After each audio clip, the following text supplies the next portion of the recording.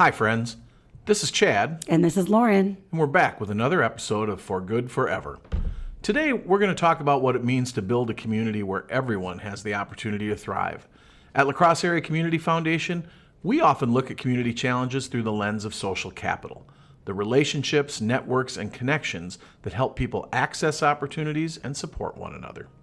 When those connections are strong, communities are more resilient and inclusive. To explore how that plays out here in the La Crosse area, we're joined today by Mayor Shaundel Washington-Spivey to talk about the opportunities and challenges shaping our community, the power of partnerships, and how each of us can play a role in building a La Crosse that works better for everyone.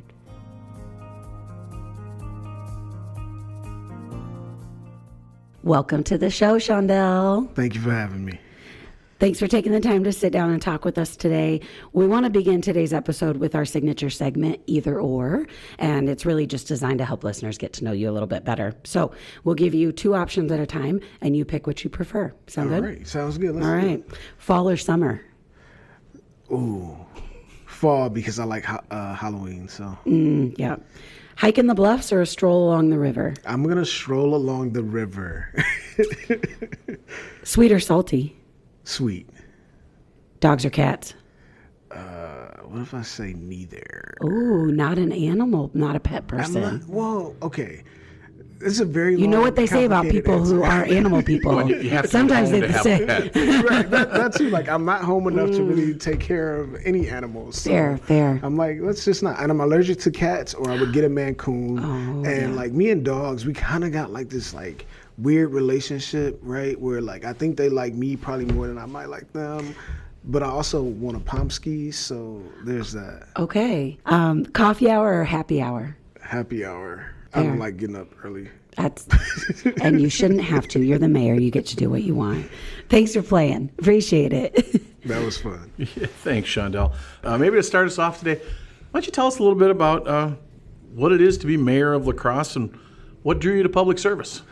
Yes, so what does it mean to be mayor? So I've been using this kind of explanation of these, compartmentalizing. So I like to compartmentalize things so that it makes sense to me. So hopefully this makes sense to all of you. I look at mayor as kind of like these four buckets, right? You have one where you're the manager and CEO, and so you're managing personnel. I have 15 direct reports. There's close to 500 some employees in the entire city. Then there's the budget, right, which is like everybody's thing. So budgeting, making sure that we're doing everything that we can do to be financially responsible in the city. Then there's the council and working with the common council to pass policy, et cetera. And then there's the public-facing things, right? So both the making sure you're being there for the constituents, as well as all the ceremonial ribbon cuttings and showing up to events and speaking engagements and things like that. So to me, that's what it is. And I make that sound very simple, and it's way more complicated than that. I mean, it sounds like a lot to me. I think about some of those things you said, and like the ribbon cutting ceremonies alone, I think would take up every day. There's always something going on in La Crosse. There's always something going on. Yeah. Everybody wants you at their events. And so it's hard to be like, I'm going to go to this one. I can't go to this one this year. And so like trying to prioritize that too. Yeah, just so our listeners are aware, I go to a lot of events, and I feel like I run into you at every single one of them. So you are out in a lot of places. Yes. Well, tell us a little more. I mean, so thanks for telling us like what the job is, or at least what it is to you. Why'd you want to do it? What drew you to public service? I would say what drew me to public service, I feel like I've always been in public service, right? Like from doing community organizing and advocacy work to working in the school district in education settings, working in education settings and things like that, both at Western and UWL as well as K-12, and start a nonprofit organization. So like that's kind of been my thing. I think what got me, or what drew me more specifically to running for office in this capacity, was just really this idea that we needed something different in our community.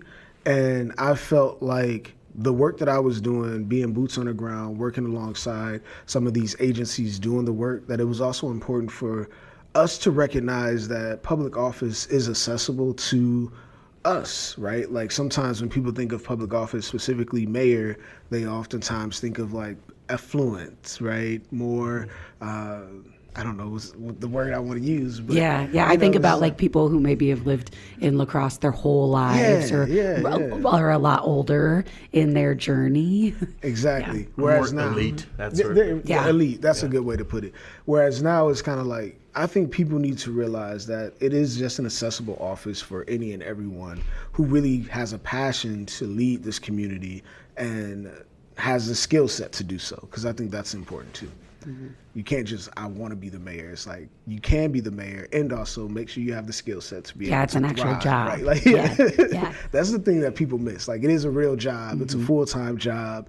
And to be honest with you, you never really off. So yeah, there are some communities where it's a little different than ours, right? Where maybe it's the mayor really is just a figurehead or a person who goes out to all the ribbon cuttings, which still is a lot of work. Yeah. But this job entails quite a bit more of you, right? Most definitely. Like, I mean, when you look at other municipal structures, you have one where there's a part-time mayor and a full-time city administrator. You also have some mayoral terms where they're 2-year terms, which I don't understand how you can do that. Ours is a 4-year term. There's some with 3-year terms, which I still don't understand that one either. Some municipal leaders are able to, when they're elected mayor, they bring in their whole own team, be it if they're a 2-year term or a 4-year term. So it's just, ours just looks different. Like, our department heads, I think the youngest in tenure is maybe 3 years to 21 or 27 years. Oh, wow. Okay. So, yeah. Interesting. Yeah. So when you think about it, it's interesting with your background because all the boots on the ground work and the work in the nonprofit and education sectors kind of relates to how we think about things here. So at La Crosse Area Community Foundation, we use a strategic lens for a lot of our work focused on what we think of as social capital. I'm curious, when I throw that term out to you, what does social capital mean to you, and how would you maybe explain it to folks who aren't as familiar with that idea? I would explain it as, sometimes when we think of like community, we oftentimes only think of the things that make money, right? We're thinking of like businesses and how they contribute to economic development. And sometimes we think about nonprofit and the services that they provide. And social capital to me is all about the relationship building and being able to like create a shared vision in a community and work towards that and being able to support each other in different capacities. Yeah, no, that's great. We'll put that on a brochure somewhere. I mean, we think too that key is relationships and relationships across differences, relationships, bringing in folks who maybe felt like they were on the outside, sort of like you described, making the mayor's office accessible. When you think about that kind of power of relationships and networks and the human connection, how do you think that might help people overcome barriers like, say, poverty or housing instability? I would say that would be a significant part of overcoming some of the barriers, because when you build relationships with people, you're forced to see them, right, as a human being. And so when you think of when you look at like our unsheltered individuals, there's individuals who have said to me, like, why do we care, right? Like, just kick them out of the city, don't provide any supports for them. Well, you can say that, but when you sit down and you actually have a conversation and build a relationship with somebody, you are forced to see that circumstances have led to this, right? Like, this was not somebody waking up like, oh, I'm just gonna, be unsheltered today. Like, they have a life story, right? And when I went out to the parks and I was talking to both our unsheltered individuals and our sheltered individuals that were at the park, they would share their story with me. And after you connect with somebody's story, you see that there's more than just individual decisions, right? There's a system at play. There's, again, circumstances that have happened to some of these individuals that have not been the best. And so you then take that to heart and you say, well, how can we build a better system? How can we be a better community? How can we build better supports for individuals so that things like this don't happen again? So I think the relationship building is what really allows people to see humanity a little bit better. No, I love that. I think that notion that people are more than their circumstances. And right. I sometimes I'll tell folks, it's not that people just made good choices, it's that they had good things to choose from. Some folks' choices are a little limited. I could talk about that all day. But we think a lot about partnerships here. I mean, we as our organization, sort of a convener of orgs and people. But from your point of view, How do local organizations, nonprofits, and city leadership work together to address the challenges we face? Oh my gosh, there's so many examples of that.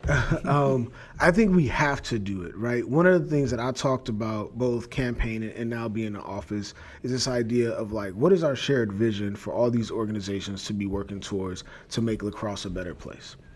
When I think of partnerships like Pathways Home, right? That's the county, that's the city, but it's also several nonprofit organizations, healthcare institutions, right? All coming together to say we want to address this issue of homelessness in our area. There's also partnerships where you talk about wellness and support, where our parks is partnering with the BGC and the school district and Aura and like all these different organizations. So I think it's very crucial in order for a community to thrive that you have to have these public-private partnerships because one entity can't do everything, right? Like the La Crosse Community Foundation can only go so far, and then you need some partners that can help take that mission somewhere else. Just like the city, we can only do so much, both from a budgetary standpoint, but then also just from a capacity standpoint. So then when we rely on our partners, be it nonprofit organizations, businesses, or business partner institutions, we need all of this to be able to thrive and have a good, thriving community. What do you think is the hardest part of creating those partnerships? Collaboration is challenging. Oh my gosh.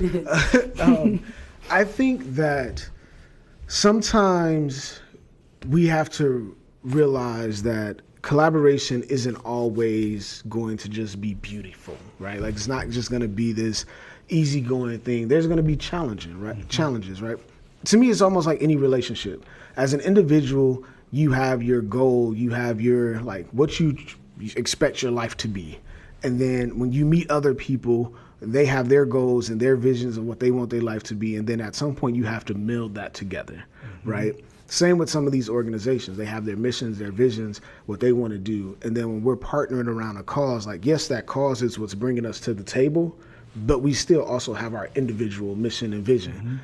And somebody got to give something up, right? We got to compromise all the way through this thing. And things might not always look good, but we got to figure out, like, how do we stay true to what the cause is that we're ultimately coming together to solve? No, I think that's exactly right. Yeah, absolutely. I think one of the coolest things in my experience with you, Shaundel, and I think I probably said this to you as you were running for mayor, is that when we were working together, when you were at Black and I was at YWCA, we were working to do some really cool collaborations. Yes. And I think a great learning that came out of that is that we can expect conflict, even with the best of intentions from everyone in the room, because we're humans and that's how interactions go. And sometimes we just have conflict. And I think one of the most beautiful things is that we were able to navigate that and come out of the other end with those collaborations intact and a relationship intact. And so often, I think in lots of communities, collaboration is met with like all of this excitement, and at the first sign of conflict, we go, "Oh, that person doesn't want to work with me. This isn't going to work. We're going to end this." So yeah, interesting. I'm curious, thinking about that and knowing that that has happened in this community with a lot of, even large collaborative efforts that have happened. There have been burns or hurt feelings or conflict that felt unresolved. How do you think we as a community can move forward past some of that? I know people can hold that hurt or those experiences deep and maybe not want to allow collaborative opportunities to come their direction again because of past experiences. But people change, municipalities change, leadership changes in all of our organizations. How do you see, nonprofits, municipalities, businesses kind of moving past maybe former experiences of not having successful collaboration into something that can be? I think you just got to keep trying, right? Have we reached the mission? If we wanted to come together to solve something, and it might have got messy, But if we haven't solved what we came together to solve, there is still purpose in us coming together to address this issue. And it's not saying that you should ignore the hurt feelings, because you have to acknowledge that we are human. We all have emotions. And sometimes for some people, it's easier to move past things. And some people just love to hold grudges, right? Like there's space for that. But also think something that Thomas Harris used to say to me is like, value the relationship over the issue, right? Ultimately, we're all here trying to do something good for our community. And we have to hold to that.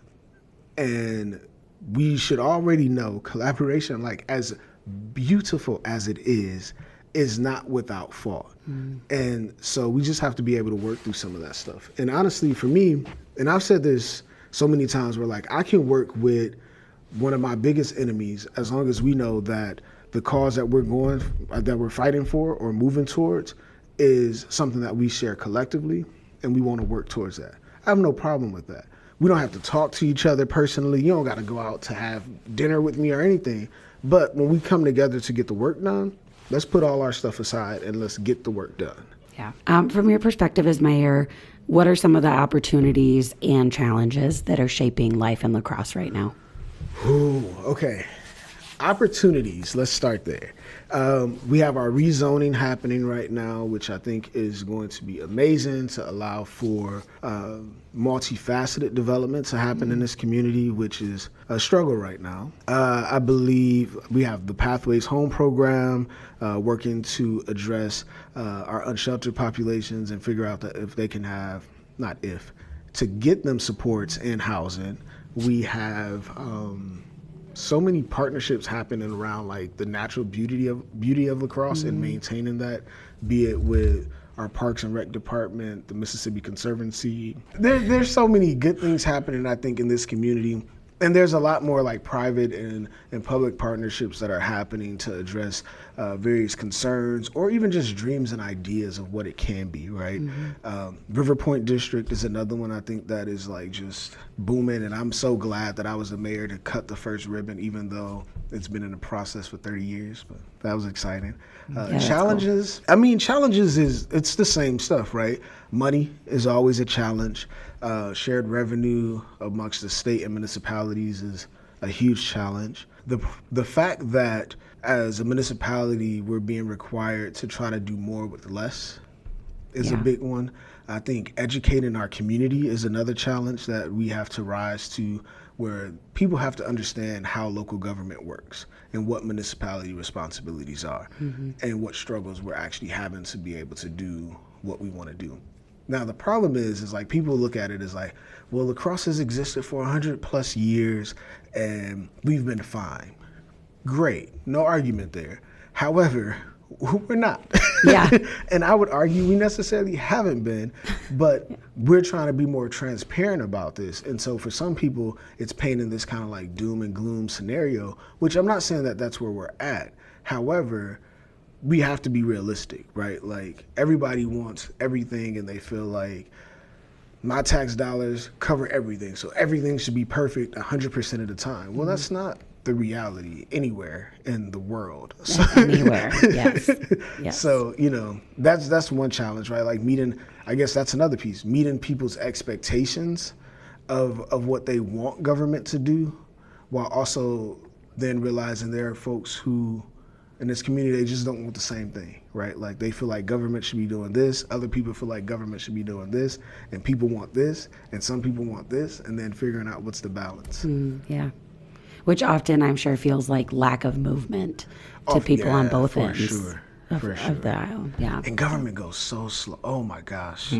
But also it was the same in the K-12 system. It was the same in higher education. Like, I don't know. You just came from quick nonprofit right before that. And so you were used to those quick decisions, right? To keep things moving or that opportunity to partner. Yeah. And then, jumped into another kind of slower moving, more methodical. That's a good way to put it, because that makes a lot more sense. Because I remember the first time I was like, oh yeah, I'm going to do this. And like, I'm getting it going and everything. And then it was like, hey, Mayor, you can't do that. And I was like, why not? Well, it's active legislation happening and this is happening and this, and I'm like, oh yeah, I forgot. Back in government. Yeah. Red tape, things to check, boxes to check. Yeah. So, thinking about our community and just how much opportunity we have, when communities work to grow and thrive, they often have to think about or need to think about making sure that no one gets left behind as they do move forward. How does that conversation show up in La Crosse? And you've already mentioned, things like pathways and acknowledging our unsheltered population. What are some other ways that conversation about making sure that people are considered and that whatever future we're building is built for everyone? So there is, this requires me to kind of go back to my work in racial and social justice, right? This concept of like when you're trying to empower and provide resources to marginalized and underserved communities, somehow the elite, right, and the more privileged individuals feel like they're now being ignored or not a part of the conversation. Similarly, I would say as a mayor, I'm constantly having these conversations of who has access. And who has access to the mayor's office, who has access to resources, who knows how to navigate some of these things. And I always struggle with like, how do we do that equitably in a way that makes sense where everybody can recognize that the mayor works for them, right? The city hall works for them. And even if you're a startup business and it's just an idea, if you come to City Hall and you question, what do I need to do to start a business? We should be able to connect you to those resources, right? The other thing I think of is when I was campaigning, I went to an event with Hmong families. And one of the ladies had said, she said, oftentimes we get people that come to our office, they talk to us, then they get in office and they forget about us. We need you not to forget about us. And that has stuck with me literally since campaigning, this idea of like, I'm in office, great. How do I make sure I don't forget about the people that put me in office and make sure that they still know that I'm a resource for them? Yeah. I don't know if I answered your question, but it's I think it's complex, right? And it takes intentionality. And not everybody is willing to be intentional about that. And that is something that's always on my mind. Like, how can I intentionally make sure that from the wealthiest to the poorest, right, that they recognize and understand, like, as a mayor, my responsibility is to try to make sure we can get you the resources or get you the access you need to be able to thrive. Yeah. And be able to address your concerns, right? And I think that's just what it is. It's both intentionality, and I think that also comes from my background of being in those different areas and saying like, man, I watched how people got ignored. I watched how certain people would receive benefits, right, for having connections, and other people were kind of penalized for that, which goes back to this idea of like, how can we educate more people often about how local government works and what does access look like, and how do you, get to the resources that you need to be able to thrive in your community.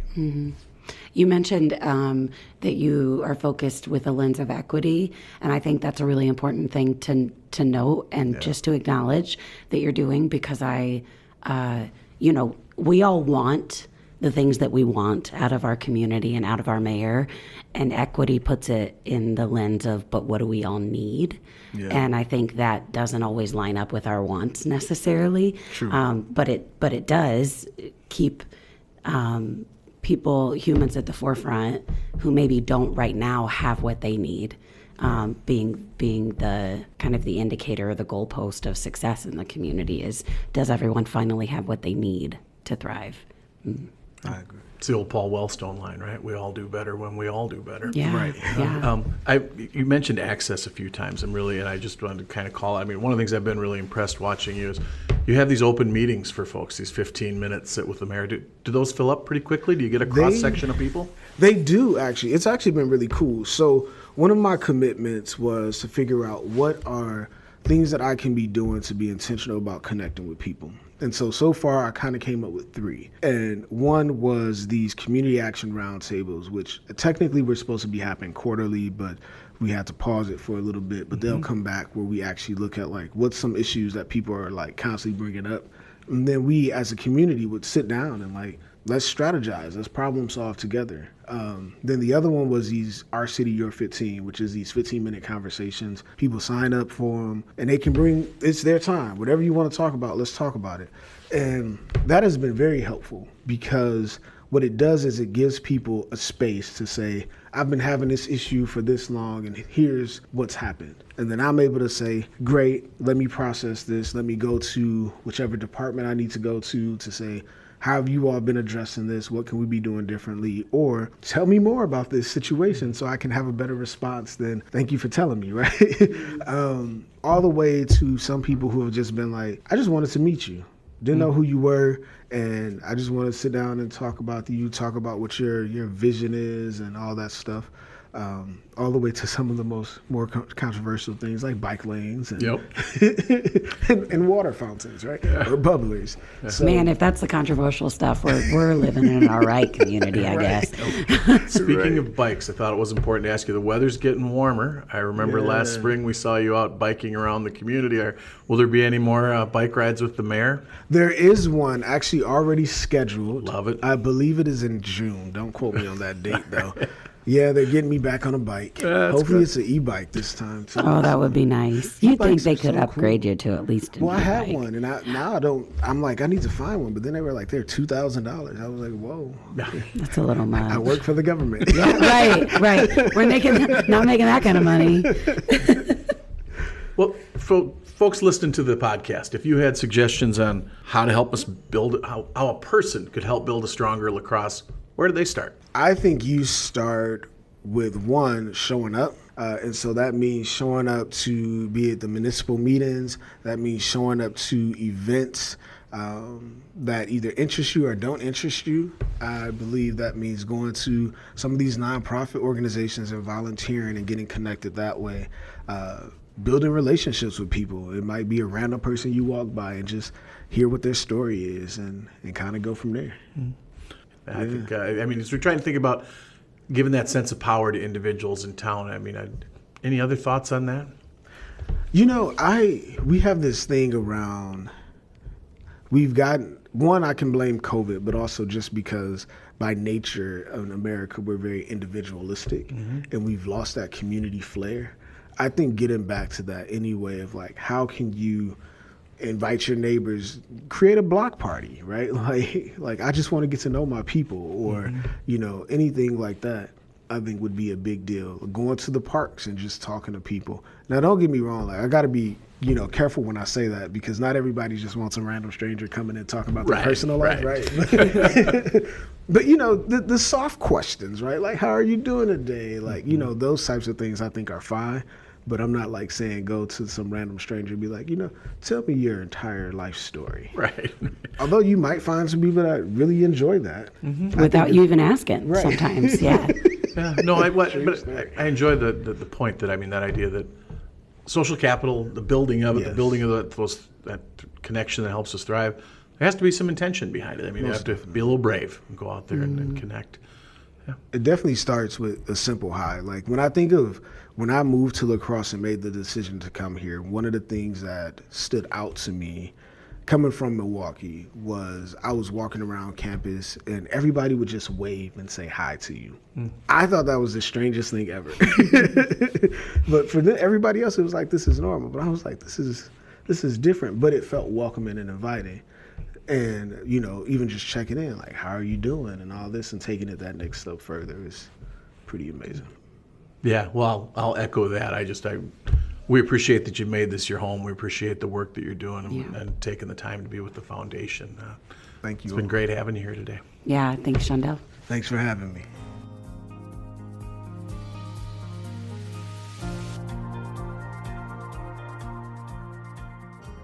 Thank you for listening today.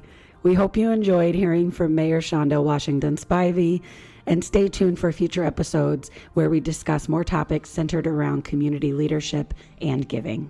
And of course, if you'd like to stay connected with LACF, follow us on Instagram at La Crosse Area Foundation and on Facebook and LinkedIn at La Crosse Area Community Foundation.